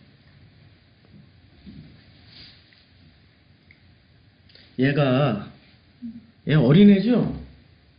얘는 나이 먹으나. 예. 어린애예요. 여신 쿠마리가 왕주와 지배 세력을 그러니까 이게 어린아이를 가장 순결하고 깨끗한 어린아이를, 여자아이를 선택해서 신으로 사람이 세워주는 거예요. 그럼 이 어린아이는 이제 첫 경험을 하기 전까지는 신이에요. 아니, 살아있는 사람 진짜 신으로 떠받든다니까요. 이 신의 손 한번 마주 축복받으려고 네팔에 우리가 다녀왔던 카트만두인데 여기가 아주 난리를 쳐요. 난리를. 얘는 신으로서 사는 거예요. 정말 신이 돼 있어요. 그러니까 다신교의 특징은 뭐냐면은 다신교는 사람이 신이에요. 사람이 신이니까 사람이 가장 강력한 힘을 가지게 된다라고 생각하는 거죠. 사람이 위대해지는 거예요. 사람이 위대해지고 사람이 힘이 세요. 사람이 위대해지고 힘이 세니까 무엇을 합니까? 힘이 센 존재가 힘 약한 사람을 돕는 건 당연하죠. 힘이 센 존재가 힘 약한 사람을 섬기는 것도 당연한 거죠. 힘이 센 존재가 힘 약한 존재에게 영광을 돌리는 것도 당연한 거죠. 영광 줄 수 있잖아요. 자기가 다 해놓고 힘 약한 사람한테 네가 했다고 그러고 영광을 돌려줄 수 있잖아요. 지금 다신교의 습성이 어디에 지금 그대로 적용돼요? 기독교에 그대로 남아있어요. 다신교는 이런 시스템이에요. 가나안이나 이집트는 다신교였단 말이에요. 다신교는 사람이 신이 되는 거예요. 그래서 바로가 신이었어요. 바로가 신이었고 가나안에 수많은 신들이 다 사람을 닮아 있어요. 사람의 형상이라고요. 바알이 무슨 괴물의 얼굴을 하고 있을 아니에요. 아세라? 아니 여자 얼굴이에요. 그냥 사람이 신이 되는 거죠. 그렇죠? 그럼 여기 광야에서는 지금 애국과 가나안은 전부 다 다신교인데 광야에서 뭘 배운 거예요? 유일신을 배운 거예요. 지금 유일신 얘기, 다신교 얘기 수없이 하는데 계속 들을 때마다 새롭게 다가오죠. 예. 아니 들을 때마다 너무 지겨워요. 그러면 그만할게요. 예. 이게 지금 엄청나게 이게 기본 베이직을 다지는 거기 때문에 이게 유일신은 무슨 의미냐면 하나님은 하나님이요 인간은 피조물이란 얘기예요. 그러면 창조주가 없는 것에서 모든 걸 만들어냈단 말이에요. 그러면 인간은 피조물이라는 거는 창조주가 주면 받고 안 주면 못 받아요. 피조물이 뭔가를 만들어서 창조주에게 드려본들 하나님 받으시겠어요? 뭐가 부족해서 받아 그걸. 다신교는 서로 주고받아요. 지들끼리 영광을 주고받고 서로 영광을 취한다니까요. 그럼 예수 당시에 아까 요한복음 5장에서 너희들끼리 영광을 취하고 있다라고 얘기를 하잖아요. 근데 나의 영광은 너희들에게서 오는 사람에게서 받는 것이 아니라 하나님 아버지가 주시는 것이 나의 영광이야. 영광 방향성이 예수에게는 분명히 하늘에서 땅으로 내려온 거란 말이에요. 우리가 창세기 1장을 읽을 때 이런 방향성을 이해를 해야 돼요. 이 방향성을 이해를 하지 못하면은 우린 창세기 1장을 읽을 때마다 어떻게 생각을 해요? 창세기 야 하나님 우리를 창조하였다. 너무 감동이야. 너무 감격했어. 와 하나님이 이 온 우주를 창조해 강력하신 신이네. 그럼 내가 하나님한테 드리고 바치고 섬기면 와 받을 게 많이 있겠네. 이런 생각하지 말라고 지금 하는 거예요. 와 하나님이 나를 창조해서 너무 감사하고 고맙고 와 그래서 하나님께 영광을 돌려야지. 하나님을 위해서 살아야지. 이런 생각하지 말라고 지금 말씀드리는 거예요. 이제까지 성경을 어떻게 해석했어요? 그따위로 성경에 해석을 해왔단 말이에요. 내가 하나님을 위해서 살아야지. 창세기 1장 읽고 나면 내가 하나님께 드려야지. 내가 하나님께 바쳐야지. 그러면 하나님이 힘이 센 거예요? 내가 힘이 센 거예요? 내가 힘이 세다는 얘기죠. 근데 창세기 1장은 누가 힘이 세다고 얘기를 하는 거예요? 하나님이 힘이 세고 너희는 피조물이라니까? 우리는 피조물이에요. 자꾸 자기 본분은 망각하지 말라고요. 피조물이라고요. 철저하게 피조물이에요. 철저하게 피조물이라는 건 하나님이 만들지 않았으면 존재 자체도 없다는 얘기예요. 하나님이 만들었기 때문에 존재할 수밖에 없는 그런 존재고 나는 존재하고 싶지 않아 해도 하나님 만들어 놓으면 존재해야 돼. 그게 피조물이란 말이에요. 피조물이라는 것은 자기의 뜻대로 의지대로 많은 걸 할 수 있지만 그러나 절대 안 되는 게 있다는 얘기예요. 피조물은 절대 안 되는 게 뭐죠? 방향성이에요. 위에서 아래로는 내려올 수도 밑에서 위로는 절대 올라갈 수 없다라는 걸 깨달으라는 얘기예요. 이게 피조물이 깨달아야 될 내용인데 우린 창세기 1장을 읽으면서 전부 다 어떻게 읽어요? 내가 하나님께 영광 돌리며 어떻게 해서 하나님을 기쁘게 할까? 어떻게 해서 하나님의 그 위대함을 내가 존재 증명을 할까? 그런 사람들 중에 대표적인 사람들이 누가 있어요? 하나님께 영광 돌리기 위해서 하나님이 살아계심을 증명을 해야지. 그런 사람들이 누가 있어요? 예? 있죠? 예, 그렇죠. 예, 창조과학계. 이 사람들이 하나님께 영광을 돌리고 있습니까? 하나님의 영광을 가리고 있습니까, 지금? 아니, 말을 다 듣고 보니까 어때요? 존재 증명 이 사람들이 안 해도 된다니까요? 왜 이걸로 존재 증명을 해야 돼? 과학으로 왜 증명하고 왜 과학으로 자꾸 사람들한테? 그치요? 그냥 창조과학계 없었을 때도 수많은 기독교인들은 하나님 믿고 살았어요. 유대인들은 아직도 창조과학계 없었을 때도 그때도 하나님 다 믿고 살았어요. 왜 이런 짓을 왜 하죠? 하나님께 영광 돌린다는 이름 아래서 뭐를 해먹고 있어요, 이 사람들이? 밥 벌어먹고 살고 있는 거죠. 목적은 밥 벌어먹고 영광, 자기네들의 영광을 구하고 있는 거 아니에요. 거기에 속해 있어서 창조과학회 소속, 무슨 뭐 명강사, 유명하잖아요. 뭐 방송 나오지, 인터넷 나오지. 그걸 밥 벌어먹고 살고 있고 명성을 누리고 살고 있고 영광을 어떻게 해요? 지들끼리, 저희들끼리 서로 취하고 주고받고 하고 있단 말이에요. 이 장면이 이해가 되세요? 아직도 그래도 나는 창조과학을 통해 가지고 그래도 하나님 존재를 알게 됐고 그래도 이렇게 건너오게 됐는데 창조과학을 그렇게 심하게 까시면은 어떻게 하십니까? 까는 게 아니고요. 중심을 보자는 거예요. 중심을. 이분들이 존재 증명 안 해도 돼요. 하나님 그렇게 나약하신 분이 아니시라고요. 그분은 존재 증명을 그런 식으로 받기를 원하지 않으세요. 존재 증명을 어떻게 받기를 원하세요? 나하고 소통함으로. 사랑하는 관계로 존재 증명하기를 원하시는 거예요. 전혀 방향성이 잘못된 거죠, 이분들은. 방향성 자체가 자, 다신교와 유일신교는 다시 한번 이제 유일신교와 다신교가 왜 중요하냐면 여기가 이집트, 여기가 광야고 여기가 가나안 땅이에요. 여기는 다신교, 숭배 사상이 있었고 여기도 다신교. 다신교에서 건너와서 다신교로 건너가야 돼요, 지금. 그렇잖아요. 다신교로 건너와서 다신교로 건너가야 되는데 다신교에서 왜 빠져나오게 하신 거예요? 다신교에서 살다가는 영원히 하나님이란 존재를 모르고 깨닫지도 못하고 알지도 못하고 만나지도 못하고 하니까. 왜냐하면 위로 지들이 올라간다고 해봤자 이런 거죠. 위로 올라간다라는 건 이렇게 사람들이 끊임없이 하나님이 여기 있어. 우리는 인간이야. 하나님께 영광 돌리고 뭐 은혜 돌리고 뭐 이렇게 한다고 그러지만 이 방향이 이렇게 돼 있지만 사실은 하나님을 이렇게 보는 거예요. 이렇게 안 보고 하나님과 인간을 동등하게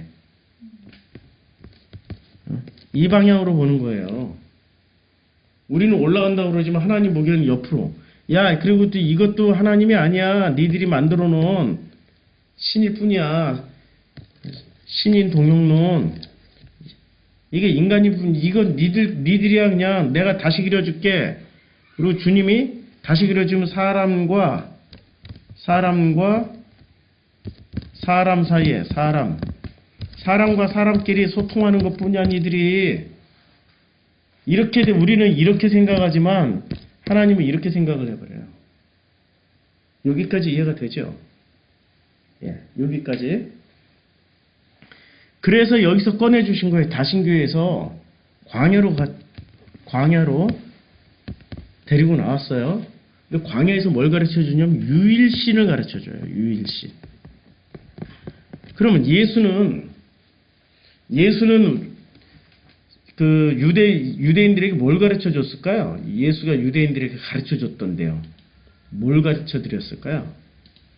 예수도 그거 가르쳐 주셨어요. 자, 수도 없이 읽지만 또 다시 읽어볼게요. 너희는 너희 아비 마귀에게서 났다. 아비가 누구예요? 너희 조상이 누구예요? 아브라함이라고 믿고 있지? 네, 아브라함이 아니야. 마귀야. 그리고 여기서 또 아버지는 너희가 믿고 있는 그 아버지가 마귀야. 너희가 믿고 있는 그 아버지의 욕심대로 너희도 행하고자 하느니라. 그는 처음부터 살인한 자요. 진리가 그 속에 없으므로 진리에 서지 못하고 거짓말을 말할 때마다 제 것으로 말하나니 이는 거짓말쟁이요 거짓의 아비가 되었다. 야, 이거 지금 무슨 얘기입니까? 철저하게 지금 유대인들이 믿고 있는 신은 어떤 신이란 얘기예요? 이거 다신교가 그런 신이란 말이에요. 인간과 인간 사이에 어떤 것들, 인간을 신으로 만들어 놓는 종교. 너희는 지금 다신교에 속해 있는 것 뿐이야. 지금 그 얘기잖아요. 너희는 다신교에 속해 있는 거고. 유일신은 달라요. 다신교하고 달라요. 하나님은 하나님이고 인간은 인간이야. 확실하게 구분을 해요. 이게 왜 필요했냐고요. 창세기 1장이. 왜 창세기 1장이 왜 필요했냐고요. 인류가 이렇게 혼탁해져 있었던 거예요. 아브라함은 유일신을 알았던 사람일까요? 다신을 알았던 사람일까요? 예, 아브라함은 유일신을 알았던 사람이에요? 다신을 알았던 사람이에요? 다신의 전통에서 태어나서 다신교에서 살았고 다신교에서 뭐 이렇게 했어요. 자, 여호수아 24장 2절에 보면 여호수아가 모든 백성에게 이르되 이스라엘의 하나님 여호와께서 이같이 말씀을 하세요. 이같이 말씀을 하시는데 어떻게 말씀하시냐면 옛적에 너희 조상들 곧 아브라함의 아버지 나홀의 아버지 데라가 강 저쪽에 거주하여 다른 신들을 뭐 했어요? 다른 신들을 섬겼어요. 다른 신들을. 그래서 다른 신들을 섬겼기 때문에 하나님이 아브라함을 어떻게 했어요? 본토 친척 아비집을 떠나라고 그런 거 아니에요. 출애굽 시킨 거란 말이에요. 출애굽을 하는 거는 다 동일해요. 다른 신을 섬기면 출애굽 시켜버려요. 다른 신을 섬기면은 출애굽 시킨다니까요. 그러면 에덴 동산에서 자 창세기 3장에 나오는 이 에덴 동산 사건은 창세기 3장에 에덴 동산 사건이 나오는데 이 에덴 동산에서 어떻게 돼요? 이들이 이같이 하나님이 그 사람을 쫓아내시고 에덴 동산의 동쪽에 그릇불과 두루 도는 불화를 두어 생명나무의 길을 지키게 아니라 어디서 쫓아냈어요? 에덴 동산에서 쫓아냈어요. 그러면 에덴 동산에서 뭘 했던 거예요? 이 사람들이? 아담과 하와가 뭘 했어요? 유일신 하나님을 섬겼어요? 다신 숭배를 했어요? 다신이 뭐로 나타나요? 선악. 선악 열매를 먹는 순간 뭐같이 돼요? 그렇죠. 이제 하도 많이 하니까 이제 바로 나오시네. 자, 그들이 어떻게 됩니까? 너희가 그것을 먹는 날엔 너희 눈이 밝아져. 하나님 누구처럼 돼요? 하나님같이 되어버려요. 이게 다신이라니까요? 사람이 스스로 힘이 있고 능력이 있다고 생각하는 게 그게 하나님처럼 되는 거예요. 가장 힘이 있고 능력 있는 분은 하나님 한 분밖에 없다고요. 제가 정통 맞죠, 지금? 제가 정통 맞죠? 지금 누구보다도 정통으로 얘기하고 있는 거예요. 하나님 한 분만 지금 전하고 있는데 지금 명성상에는 이렇게 전하지 않잖아요. 거꾸로 방향성을 바꿔버리니까 어떻게 해요? 드리고 바치고 섬기라고 가르치잖아요. 그래서 하나님같이 되는 구조가 에덴 동산이 하나님같이 되는, 그러니까 다신이 존재하는 거야. 다신이 신이 돼버리니까 어떻게 해요? 만약에 신이 아니면은 신이 되니까 눈이 밝아져서 자기들이 벗은 줄 알게 돼요. 그리고 지들이 구원의 방식을 또 스스로 만들어내요. 무화과 잎을 옆으로. 옷을 만들었죠, 옷. 그쵸? 옷을 만드니까 주님이 또 어떻게 해요? 그들을 쫓아낼 때? 예? 옷을 그냥 안 내보내요. 하나님이요. 가죽옷을 지어 입히시더라. 그러니까 옷이 상징하는 게 뭐예요? 하나님이 주신 옷이 있고요. 지들이 만들어 놓은 입은 옷이 있어요. 그러니까 우상 숭배하는 것도 옷을 만들어 입고 하나님도 진짜 옷을 주세요. 그러니까 하나님 것을 다 카피를 하는 거예요. 파편을 해요. 그래서 선악을 알게 된 하나님같이 돼서 선악을 알게 돼서 선악을 알는 순간부터 뭐를 하죠? 심판을 하게 돼 있어요. 심판은 누구만 하는 거예요? 하나님만 하는데 누가 심판을 합니까? 당회장님이 심판하시잖아요. 회장님들이 심판을 하시잖아요. 저는 심판하는 게 아니고요. 본래 것을 되돌리다 보니까 어둠을 걷어내는 일을 하고 있는 거예요, 지금. 명성상회라고 자꾸 깐다고 그러지 마시고 어둠을 걷어내는 거예요, 자꾸. 뭐 저만 까는 게 아니라 방송에서 세상이 까고 있어요, 세상이. 어디 가서 목사라고 얘기도 못 하겠어요, 이제. 30년 전에 처음 목사 안수 받을 때는 어디서 목사라고 얘기하면 존경이라도 했어요, 그래도. 지금 이제 목사라고 그러면 이렇게 무슨 성추행범으로 봐. 저것이 또 자기 딸이 있으면 막 뒤로 감추고. 아이고 진짜 요새 목사라는 게 저주가 되어버렸어요. 자, 그러니까 잘 보세요. 여기서 보면 출애굽의 기본 패러다임이 이 기본 구조가 성경 전체 아브라함도 우상숭배하던 그러니까 우상숭배가 다신교란 말이에요. 다신교 전통일 때 빼내서 누구를 가르쳐? 유일신을 가르쳐줬죠. 에덴 동산에서 유일신 하나님만 알고 있었다가 선악을 먹는 순간 지들이 신이 돼버린 거예요. 그러니까 다신의 핵심 메시지는 사람이 뭐가 되는 거예요? 사람이 신이 되는 거예요.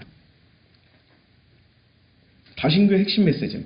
지금 그게 에덴 동산에서 일어났단 말이에요. 사람이 신처럼 된 거야. 진짜 신이 된 건 아니고 신처럼 된 거야. 자, 요 패턴이 됐어요. 그러면 에덴 동산에서 쫓아내는 거예요. 에덴 동산 밖으로. 뭘 가르쳐 주시려고? 광야로 내보내서 유일신 하나님, 창조주 하나님을 가르쳐 주시려고. 자, 그러면 가나안 땅에 들어갔어요. 거꾸로 가나안 땅에 들어갔어요. 그래서 이들이 다윗부터 시작해서 왕조를 만들고 그렇게 하나님을 섬겼어요. 근데 그 실제 내용물은 유일신 종교이지만 내용물은 뭐가 됐어요? 나중에 시간이 지날수록 솔로몬부터 시작해서 시드기야까지 다신교가 돼버린 거죠. 껍데기는 유일신인데 내용물은 다신교예요. 그러니까 어떻게 해요? 다시 광야 바벨론으로 끌고 나와버려요. 바벨론이, 자, 제가 수수께끼 낼게요. 바벨론은 유일신교를 가진 국가였을까요? 아니면 다신교 국가였을까요? 네, 바벨론은. 어떤 나라였죠? 바벨론은 다신교였어요. 그런데 나중에 바벨론이 뭐로 바뀌어요?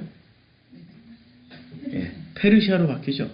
페르시아는 유일신 종교였을까요? 다신교 종교였을까요? 고레스 왕.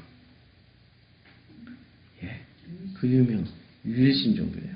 조로아스터교가 유일신교였어요. 그래서 그들이 뭐를 배워요? 거기서 유일신교를 배워서 오는 거예요. 거꾸로. 주님이 뭐라 그래요? 이사야서나 아니 이사야서에도 고레스 얘기 나오죠. 내 종이라고 그래요. 당신의 종이라고 그래요. 그러니까 거꾸로, 그러니까 계속해서 만약에 여기 광야가 유일신을 배우는 자리예요. 그럼 광야가 뭐가 되는 거죠? 선악과 따먹기 이전에 에덴 동산이 돼요. 이해가 되세요? 예. 선악과 먹기 전에 에덴 동산이 광야예요. 그럼 우리가 지금 광야를 살고 있죠? 어디서 살고 있어요? 우리가 에덴에서 살고 있다니까요. 근데 똑같은 광야를 살아가는데 누구는 그 광야를 살면서 그것을 에덴이라고 생각을 안 하고 하나님도 그 사람이 살아가는 그 광야를 에덴이라고 생각을 안 하셔. 왜? 예, 자기가 하나님 돼 있으니까. 다신교, 자기가 신이 돼 있으니까. 이제 이게 장소는 절대적 개념이 아닙니다. 지금 장소가 계속 바뀌죠. 상대적 개념이 되는 거예요. 가나안 땅에 다윗까지는 가나안 땅이 유일신교 맞았어요. 그렇죠? 그런데 솔로몬 시대 때부터 뭐로 바뀌어요? 다신교로 바뀐다니까요. 그러면은 다윗까지는 에덴이라고 생각할 수 있죠. 기계적으로 맞추면. 물론 세부적으로 들어가면 디테일하게 또 많은 내용이 바뀌지만 큰 틀에서 보면 다윗까지는 하나님이 기뻐하는 유일신교가 될 수 있지만 솔로몬부터는 다신교가 되니까 어떻게 해요? 도로 바벨론으로 끌고 나와서 거기가 광야가 되는 거예요. 이스라엘 백성들에게. 그래서 그 바벨론에서 또 진짜 출애굽을 또 하는 거죠. 어디로 가요? 다시 가나안 땅으로 들어가는 거죠. 들어가서 또 뭘 배워요? 성전 건축, 그 예루살렘 성벽을 재건하면서 또 성전을 다시 만들면서 뭐를 배웁니까? 에스라한테 유일신교를 배워요. 그런데 그 유일신교를 잘 배웠어야 되는데 잘못 배워가지고 또 다시 다신교, 그리고 다신교의 그 지배를 받잖아요. 그리스의 다신교, 로마의 다신교의 지배를 받고 그들이 다신교로 또 다 개종을 해요. 껍데기는 유대교인데 내용물은 그리스 로마교예요. 내용물은. 제사장 이름이 어떻게 제임스가 될 수 있습니까? 예수의 제자 중에 그리스 이름, 로마식 이름 한번 찾아보자고요. 페트로스, 베드로. 헬라어죠, 기본이. 유대어로는 게바. 그러니까 베드로 자체도 이게 유대 이름이 아니에요. 헬라 이름이에요. 안드레. 헬라 이름이라니까? 그냥 최초의 두 제자가 베드로, 안드레가 헬라예요? 그러면 또 누가 있어요? 예수 12제자들 이름 한번 다. 바돌로메. 유대 이름이 구약 성경에 나와요? 바돌로메가? 안 나오죠? 헬라 이름이죠. 그 다음에 또 구약 성경 읽어보면 그 구약 성경에 있는 이름이 똑같이 엄청 많이 반복돼요. 똑같은 이름 계속 돌리니까. 자, 그 다음에 또 누구? 야고보, 제이콥. 그거는 구약 성경에 나오죠. 야곱이니까 야곱. 예, 예. 존, 요한. 예, 요한은 자, 요한은 진짜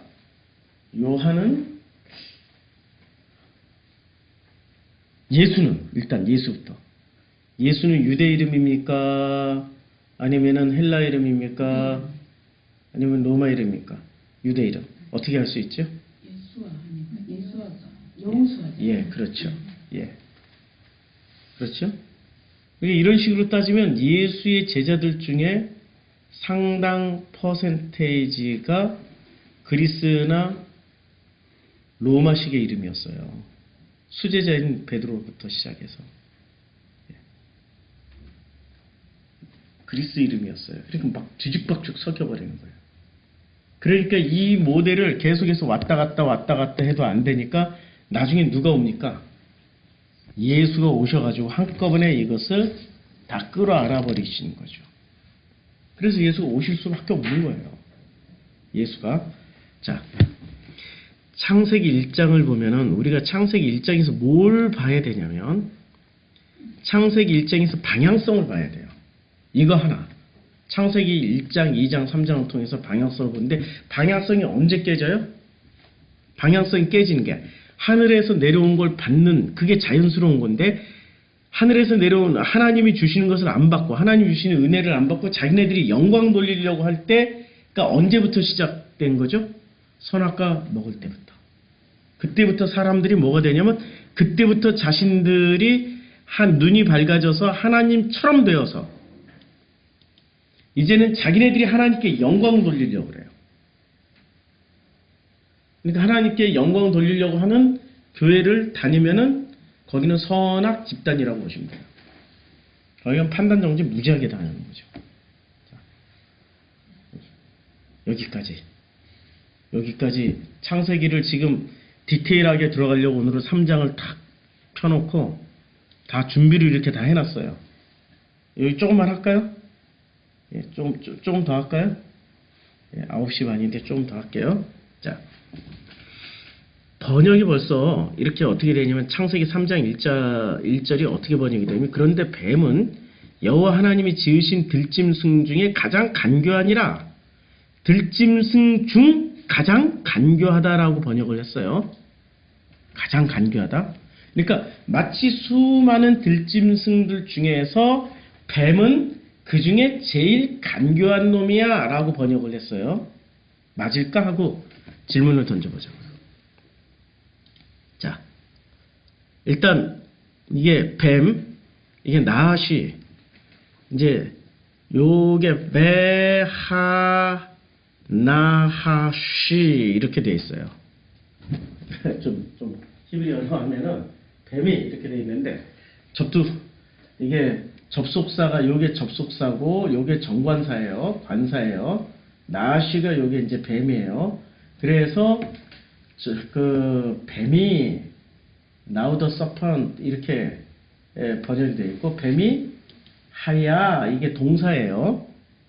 뱀이 있었다. 그냥 아주 심플하게 번역할게요.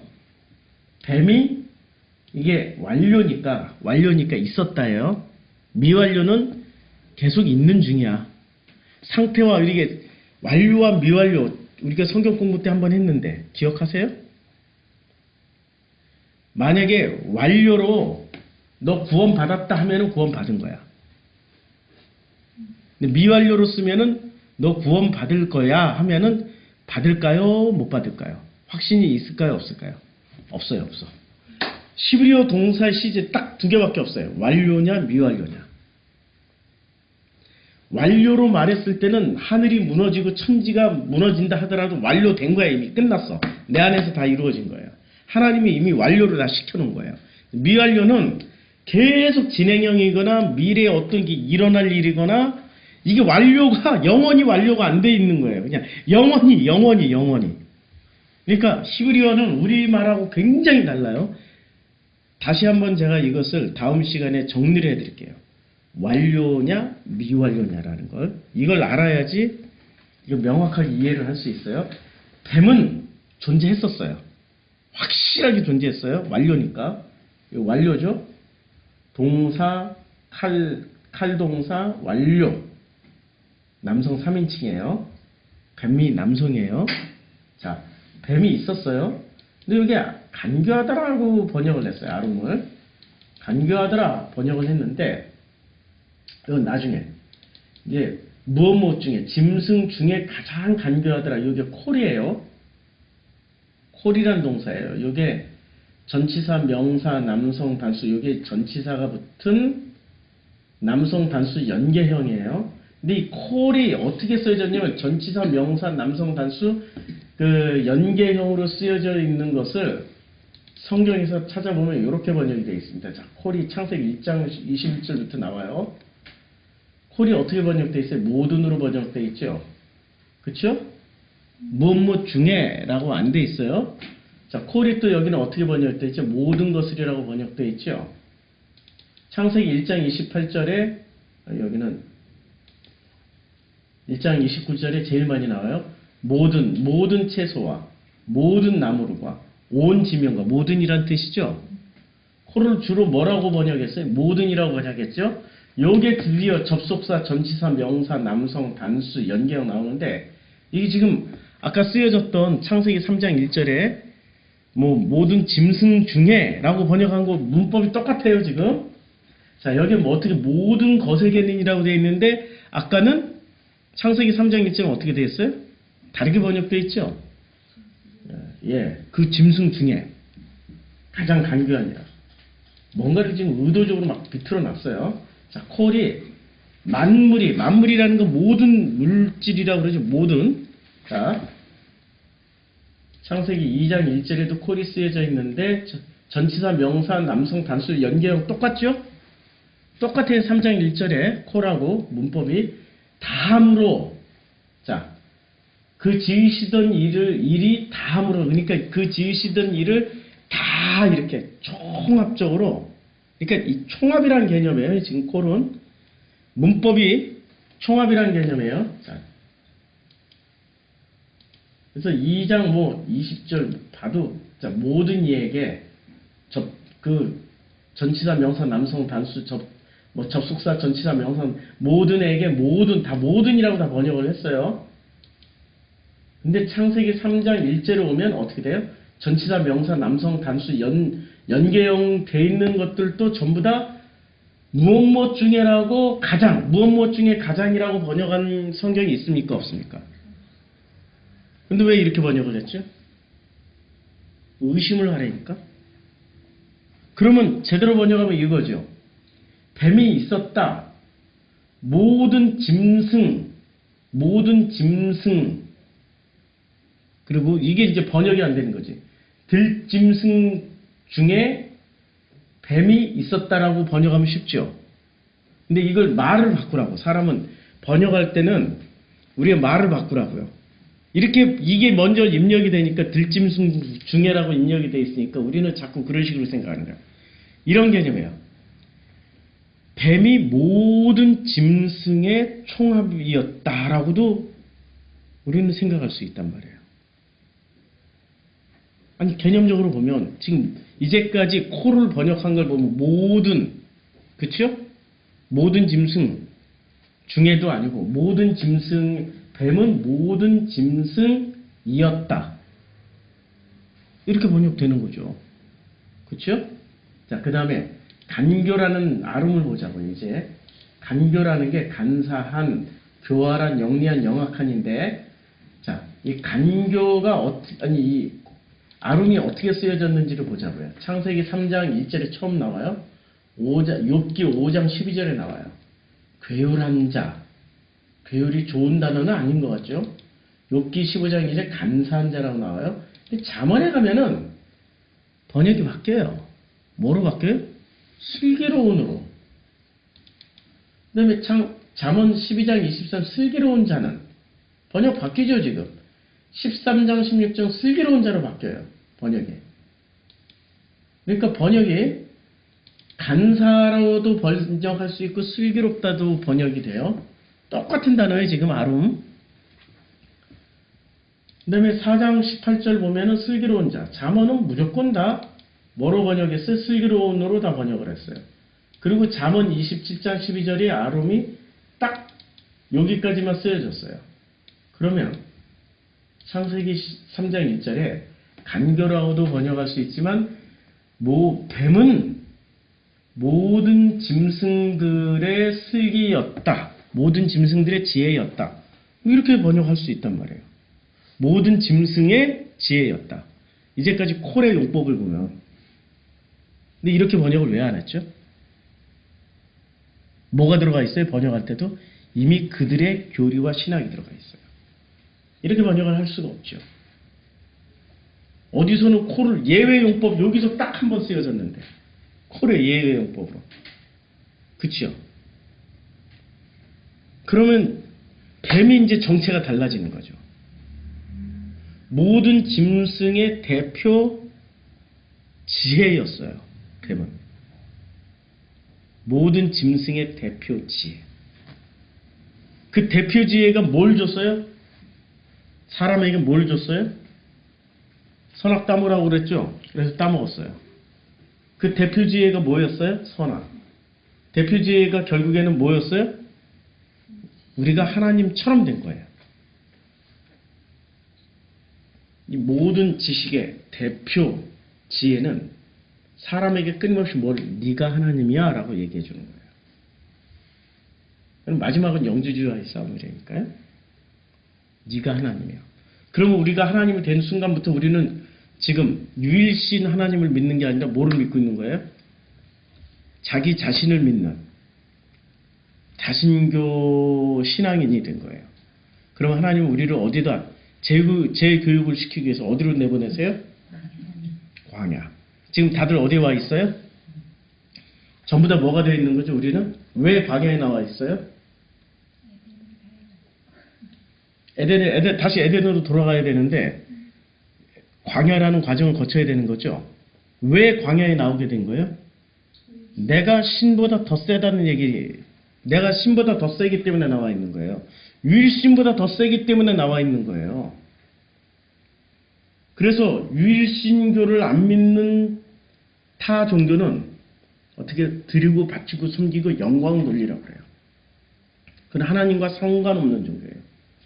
하나님과 상관 있는 사람들은 그건 내려놔야 돼요. 그리고 광야에서 뭐 배우는 거죠? 광야에 있는 사람들이 일을 하고 열심히 노동을 해서 하나님께 영광 돌리나요? 하나님 주신 것만 받아먹나요? 하나님의 섬기심을 받는 자리였나요? 하나님을 섬기는 자리였나요? 섬기심을 받는 자리가 광야였어요. 광야에서는 그냥 일어나 그러면 일어나고, 가 그러면 가고, 앉아 그러면 앉아있고, 먹어 그러면 먹고, 광야는 그냥 하나님의 허락 없이는 꼼짝도 못해. 광야 밖으로 나갈 수가 없어요. 광야에서는 철저하게 하나님의 섬기심을 받는 자리였지, 사람이 하나님을 들어서 뭔가를 영광을 돌리는 자리가 절대 아니었어요. 우리 지금 어디에서 재교육 받고 있어요? 광야에서. 우리 광야 백성이라니까요? 이해하시죠? 이제 재교육의 첫 번째 원칙은 뭡니까? 주는 대로 먹고 자라고 하는 데서 잔다. 하나님의 섬김을 받는 자리다. 그곳이 하나님의 섬김을 받는 자리고 그 섬김이 하나님의 영광을 받는 자리다. 이게 첫 번째입니다. 이게 출발이에요. 이 출발이 될 때 비로소 우리가 하나님과의 관계 형성이 바르게 되는 거죠. 이게 안 돼 있으면 하나님과의 관계 형성이 제대로 안 돼 있는 거죠. 이렇게 돼 있다고 했는데 나중에 보니까 어떻게 돼 있어요? 이렇게 돼 있는 거죠. 옆으로. 수평 관계로 돼 있는 거죠. 수직 관계인 줄 알았더니 나중에 보니까 수평 관계로 돼 있는 거예요. 하나님도 나와 동급으로 놓고 마치 인격신처럼 뭐 인격의 하나님이 나한테 감히 이럴 수가 있냐고 막 이러고 따지는 인간들이 한둘이 아니잖아요. 인격신이라고. 말이 안 되는 거죠. 자, 여기까지 하겠습니다.